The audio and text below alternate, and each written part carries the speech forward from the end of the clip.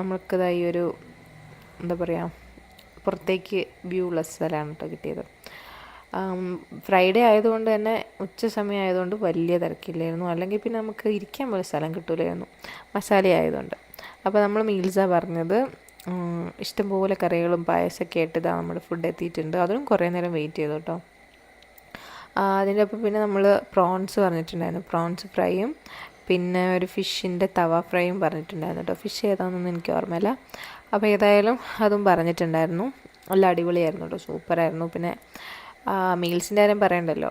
മസാല എന്ന് പറഞ്ഞാൽ അവിടെ ഉച്ചയ്ക്ക് വേറെ ആര് വന്നാലും മീൽസേ കഴിക്കുള്ളൂ മെയിനായിട്ട്. കാരണം അതവരുടെ ഒരു ഹൈലൈറ്റ് സംഭവമാണ്. അപ്പോൾ നമ്മളത് കഴിച്ചു.